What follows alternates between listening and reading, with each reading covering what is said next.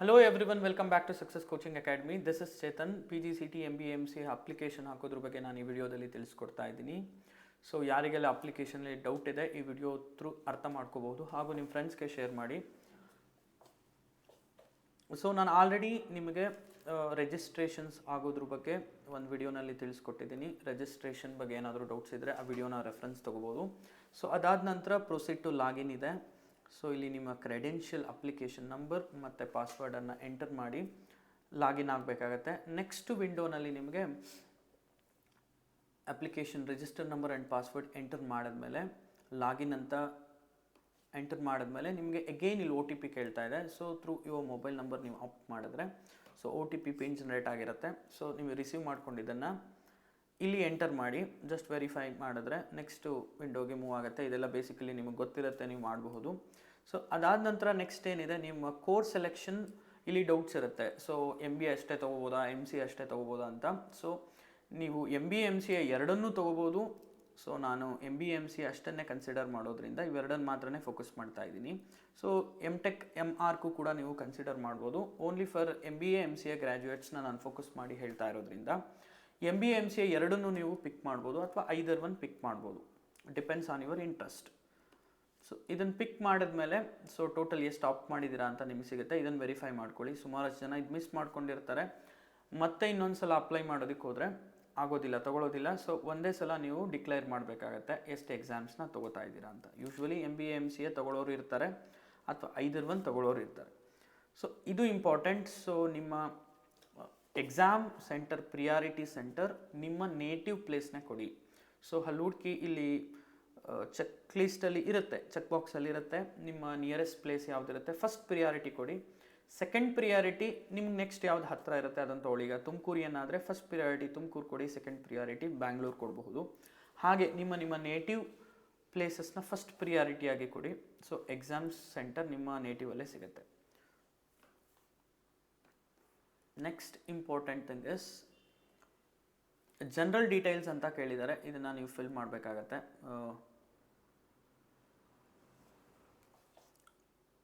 Sat number ಕೆಲವೊಬ್ಬರಿಗೆ ಇರುತ್ತೆ, so ಕೆಲವೊಬ್ಬರಿಗೆ ಇರೋದಿಲ್ಲ. So general information sat details ನೀವೇನಾದರೂ ಅಲ್ಲಿ ಎಸ್ ಅಂತ ಕೊಟ್ಟಿದ್ರೆ ಅದೇ ಆಟೋಮೆಟಿಕಲಿ ಬರುತ್ತೆ. ಸೊ ಇನ್ ಕೇಸ್ ಇರಲಿಲ್ಲ ಅಂದರೆ ನೀವು ಫಿಲ್ ಮಾಡಬೇಕಾಗತ್ತೆ. Register number, father's name, mother's name, date of birth, religion, language, education qualification, mobile number, email ID, address. So that is personal information ನೀವು ಎಂಟರ್ ಮಾಡ್ಬೋದು. ಸೊ ಇದನ್ನು ಮಾಡಿದ್ಮೇಲೆ ನೆಕ್ಸ್ಟ್ ಕೊಡಬೇಕಾಗತ್ತೆ. ಸೊ ಇದರಲ್ಲಿ ನಿಮಗೆ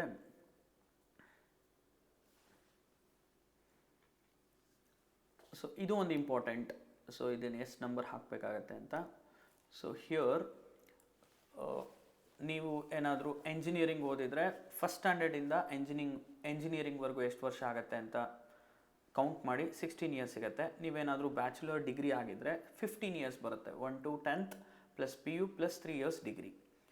ಸೊ ನೀವೇನಾದರೂ ಬೇರೆ ಬೇರೆ ಡಿಗ್ರಿ ಕ್ವಾಲಿಫಿಕೇಷನ್ ಮಾಡಿದರೆ ಟಿಲ್ ಫಸ್ಟ್ ಸ್ಟ್ಯಾಂಡರ್ಡಿಂದ ಎಷ್ಟು ವರ್ಷ ಇರುತ್ತೆ ಅಂತ ಅದನ್ನು ಕೌಂಟ್ ಮಾಡಿ ಹಾಕಬೇಕಾಗತ್ತೆ. ಸೊ ದೆನ್ 12th ಅಥವಾ ಡಿಪ್ಲೊಮಾ ಏನಾದರೂ ನೀವು ತೊಗೊಂಡಿದ್ರೆ ಯಾವ ಬೋರ್ಡ್ ಅಂತ ನೀವು ಹಾಕಬೇಕಾಗತ್ತೆ. ಸ್ಟೇಟ್ ಬೋರ್ಡಾ ಅಥವಾ CBSE ಬೋರ್ಡಾ ನೋಡಿ ಹಾಕಬೇಕಾಗತ್ತೆ. ಸೊ 12th ರಿಜಿಸ್ಟರ್ ನಂಬರ್ ಹಾಕಿ ಇಲ್ಲಿ ಪದವಿ ಅಧ್ಯಯನ ಮಾಡಿದ ರಾಜ್ಯ ಅಂತ ಹೇಳ್ತಾರೆ. ಅಂದರೆ ಡಿಗ್ರಿ ಯಾವ ಸ್ಟೇಟಲ್ಲಿ ನೀವು ಓದಿದ್ದೀರಾ ಹಾಕಬೇಕಾಗತ್ತೆ. ಹಿಯರ್ 10th ಸ್ಟ್ಯಾಂಡರ್ಡ್ ಯಾವ ಬೋರ್ಡ್ ಅಂತ ಸೆಲೆಕ್ಟ್ ಮಾಡಿ.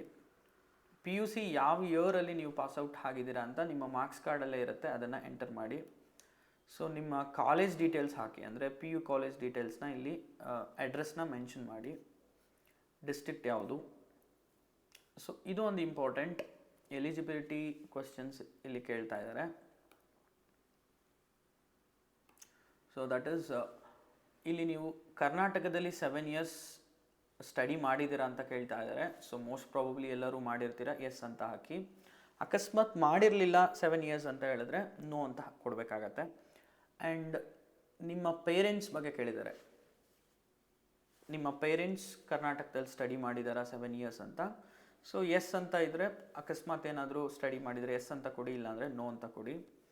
ರಕ್ಷಣಾ ಸೇವೆ ಸೇರುವ ಸಮಯದಲ್ಲಿ ಕರ್ನಾಟಕ ಸ್ಥಳವನ್ನು ತವರು ಎಂದು ಘೋಷಿಸಿದ ಮಾಜಿ ಸೈನಿಕರ ಪೋಷಕರು ಇದ್ದಾರೆ ಅಂತ ಕೇಳಿದ್ದಾರೆ. ಅಂದರೆ ಸೊ ಎಕ್ಸ್ ಸರ್ವಿಸ್ಮೆನ್ನು ಇದನ್ನು ನೇಟಿವ್ ಪ್ಲೇಸ್ ಅಂತ ಡಿಕ್ಲೇರ್ ಮಾಡಿದಾರಾ ಅಂತ ಕೇಳ್ತಾ ಇದ್ದಾರೆ. ಎಕ್ಸ್ ಸರ್ವಿಸ್ಮನ್ಗೆ ರಿಲೇಟೆಡ್ ಆಗಿರುತ್ತೆ. ಇನ್ ಕೇಸ್ ಏನಾದರೂ ಮೆನ್ಷನ್ ಮಾಡಿದರೆ ಎಸ್ ಅಂತ ಕೊಡ್ಬೋದು. ಇದು very important, that is eligibility class.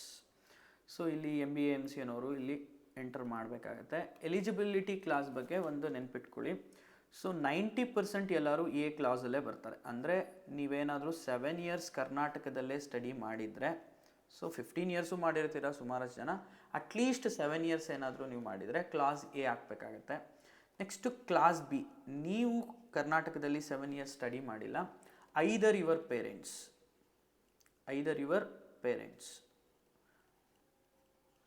Either father ಆಗಿರ್ಬೋದು ಅಥವಾ ಮದರ್ ಆಗಿರ್ಬೋದು, ಕರ್ನಾಟಕದಲ್ಲಿ 7 years ಏನಾದರೂ ಸ್ಟಡಿ ಮಾಡಿದರೆ ನೀವು ಬಿ ಅಂತ ಕೊಡಬೇಕಾಗತ್ತೆ.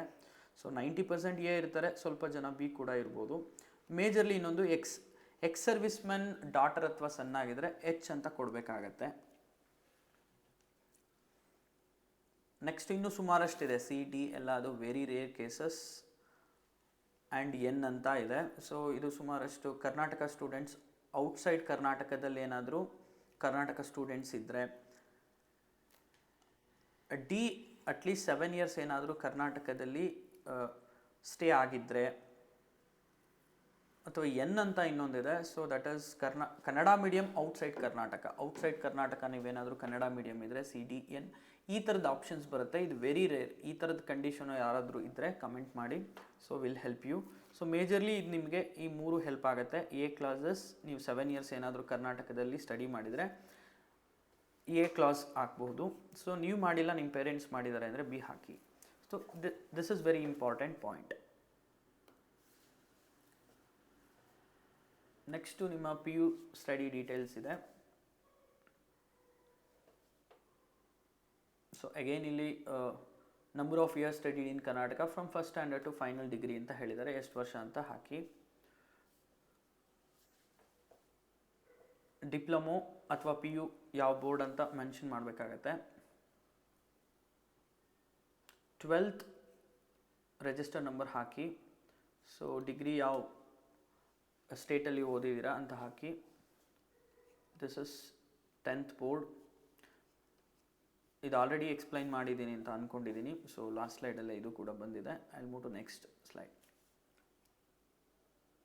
ಸೊ ದಿಸ್ ಈಸ್ ಆಲ್ಸೋ ಆಗಿದೆ. So eligibility class, so we have discussed A, B, C, D, H and N. So most probably A and B ನೇ ಇರುತ್ತೆ.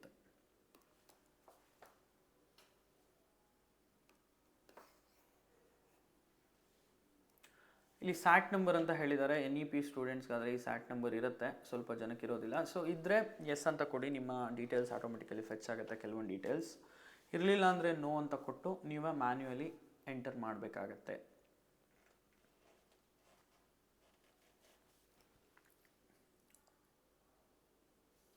ಸೊ ಯಾವ ಸ್ಟ್ಯಾಂಡರ್ಡು, ಯಾವ ಇಯರಲ್ಲಿ ಓದಿದ್ದೀರಾ, ಸೊ ಯಾವ ಬೋರ್ಡಲ್ಲಿ, ಸೊ ಈ ಥರ. ಮತ್ತು ಡಿಸ್ಟ್ರಿಕ್ಟು, ಸ್ಕೂಲ್ ಅಡ್ರೆಸ್ಸು ಪ್ರತಿ ವರ್ಷದನ್ನು ಆ್ಯಡ್ ಮಾಡ್ತಾ ಬರಬೇಕಾಗತ್ತೆ. ಸೊ ನೆಕ್ಸ್ಟ್ ಸ್ಲೈಡಲ್ಲಿ ನಿಮಗೆ ಗೊತ್ತಾಗುತ್ತೆ. ಸೊ ಇಲ್ಲಿ ನೋಡಿ, ಇಲ್ಲಿ ಒಂದು ಎಕ್ಸಾಂಪಲ್ 13 years ಕೊಟ್ಟಿದ್ದಾರೆ. ನೀವು ಮ್ಯಾಕ್ಸಿಮಮ್ 15 yearsವರೆಗೂ ಈ ಥರ ಹಾಕ್ತಾ ಬರ್ಬೋದು. ಫಸ್ಟ್ ಸ್ಟ್ಯಾಂಡರ್ಡ್ ಯಾವ ಇಯರಲ್ಲಿ ಪಾಸ್ಡ್ ಔಟ್ ಆಗಿದೆ, ಯಾವ ಬೋರ್ಡು, ಯಾವ ಪ್ಲೇಸು. ಅದೇ ರೀತಿ ಸೆಕೆಂಡ್ ಸ್ಟ್ಯಾಂಡರ್ಡ್, ಥರ್ಡ್ ಸ್ಟ್ಯಾಂಡರ್ಡ್. ಕೆಲವೊಬ್ಬರು ಒಂದೇ ಸ್ಕೂಲಲ್ಲಿ ಓದಿರ್ತಾರೆ, ಕೆಲವೊಬ್ಬರು ಬೇರೆ ಬೇರೆ ಸ್ಕೂಲಲ್ಲಿ ಬೇರೆ ಬೇರೆ ಬೋರ್ಡಲ್ಲಿ ಓದಿರ್ತಾರೆ. ಸೊ ಆ ಬೋರ್ಡ್ ನೇಮ್ ಮತ್ತು ಸ್ಕೂಲ್ ನೇಮ್ ಅಡ್ರೆಸ್ನ ನೀವು ಮೆನ್ಷನ್ ಮಾಡಬೇಕಾಗತ್ತೆ. ಇಲ್ಲಿ ಒಂದೇ ಸ್ಕೂಲಲ್ಲಿ ಎಷ್ಟು ವರ್ಷ ಓದಿದ್ದೀರಾ ಅಂತಲೂ ಹಾಕ್ಬೋದು. ಸೊ ಅಗೈನ್ ಆ್ಯಂಡ್ ಅಗೈನ್ ಅದೇ ಸ್ಕೂಲಲ್ಲಿ ಓದಿದ್ರು ಕೂಡ ನೀವು ರಿಪೀಟ್ ಮಾಡಿ ಹಾಕಬೇಕಾಗತ್ತೆ. ನಂಬರ್ ಆಫ್ ಇಯರ್ಸ್ 1 count ಅಷ್ಟೇ ತಗೋತಾರೆ.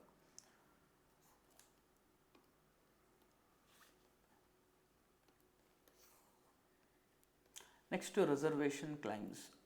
ನೀವು SC ST category 1, 2A, 2B, 3A, 3B ಅದರಲ್ಲಿ ಏನಾದರೂ ನಿಮ್ಮ ಕ್ಲೈಮ್ ಇದ್ದರೆ ಅದನ್ನು ಎಸ್ ಅಂತ ಕೊಡ್ಬೋದು. ಅಥವಾ ನೀವು ಜನರಲ್ ಕ್ಯಾಟಗರಿಗೆ ಏನಾದರೂ ಸೇರೋರು ಇದ್ದರೆ ಸೊ ಅದನ್ನು ನೋ ಅಂತ ಕೊಡ್ಬೋದು.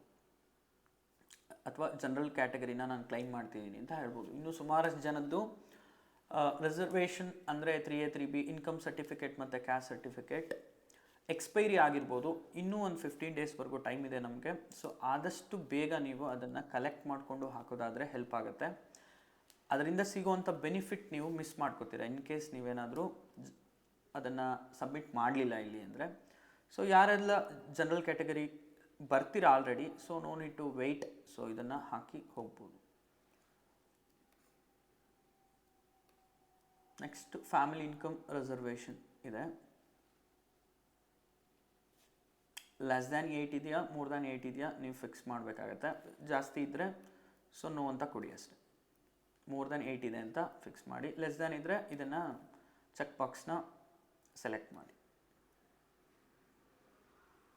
ಇದು 371J claim only belongs to 7 district. ಎಲ್ಲರಿಗೂ ಆಗಲ್ಲ. 371J ಯಾರಿಗೆಲ್ಲ ಅಪ್ಲಿಕೇಬಲ್ ಆಗುತ್ತೆ, ಸೊ ಅವ್ರು ಇದನ್ನು ಎಸ್ ಅಂತ ಮೆನ್ಷನ್ ಮಾಡ್ಬೋದು. ನೀವು ಯಾವ್ದು ಚೆಕ್ ಮಾಡಿದ್ದೀರಾ, ಚೆಕ್ ಬಾಕ್ಸಲ್ಲಿ ಹಾಕಿದ್ದೀರಾ, ಅದು ನಿಮಗೆ ಲಿಸ್ಟ್ ತೋರಿಸುತ್ತೆ.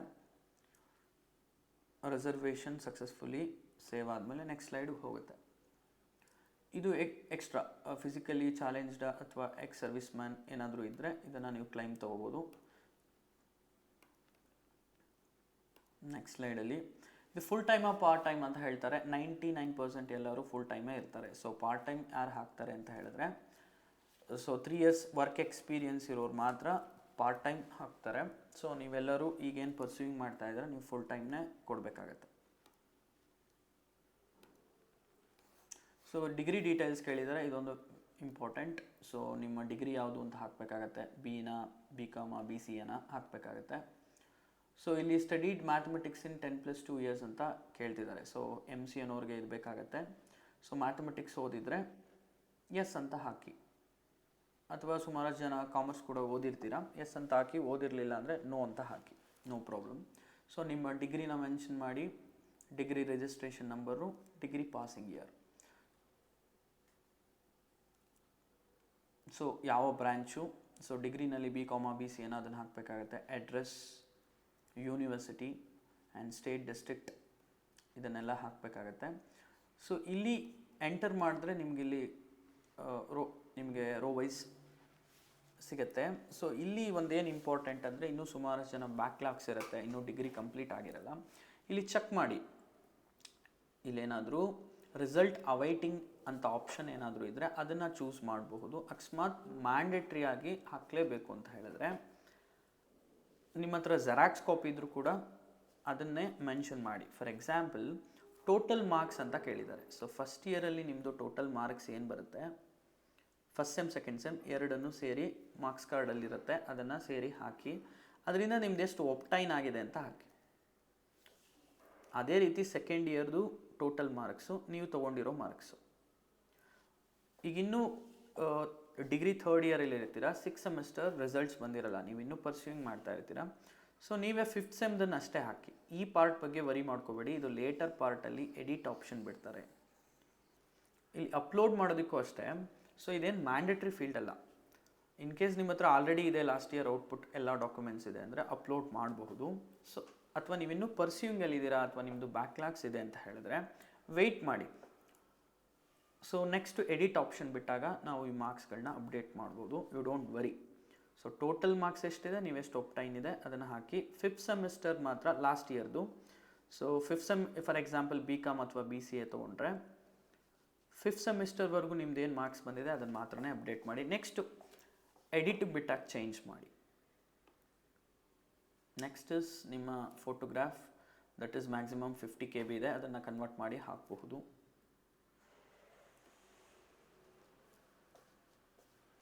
ಇಲ್ಲಿ ನೀವೆಷ್ಟು ಎಕ್ಸಾಮ್ಸ್ ತೊಗೊಂಡಿದ್ದೀರ ಅನ್ನೋದ್ರ ಮೇಲೆ ಅಮೌಂಟ್ ಡಿಸೈಡ್ ಆಗುತ್ತೆ. Make payment. So very important, ಇಲ್ಲಿ ನಿಮ್ಮದು ಒಂದು ಸ್ಲಿಪ್ ಜನ್ರೇಟ್ ಆಗುತ್ತೆ. ಪ್ರಿಂಟ್ ರೆಸಿಪ್ಟ್ ಇದು ಇಂಪಾರ್ಟೆಂಟ್, ಇದು ವೆರಿಫಿಕೇಷನಿಗೆ ಬೇಕಾಗತ್ತೆ. ಇದನ್ನು ಪ್ರಿಂಟ್ ಮಾಡಿ ಇಟ್ಕೋಬೇಕು ಅಥವಾ ಸೇವ್ ಮಾಡಿ ಇಟ್ಕೊಳ್ಳಿ. ಸೊ ಇದೆಲ್ಲ ಆದಮೇಲೆ ಫೈನಲ್ ಅಪ್ಲಿಕೇಶನ್ ಕೂಡ ಇಂಪಾರ್ಟೆಂಟು, ಇದನ್ನು ಎತ್ತಿಟ್ಕೊಳ್ಳಿ. ಸೊ ಒಂದು ಹಾರ್ಡ್ ಕಾಪಿನೂ ಇರಲಿ, ಒಂದು ಸಾಫ್ಟ್ ಕಾಪಿನೂ ಇರಲಿ. Application and fee receipt.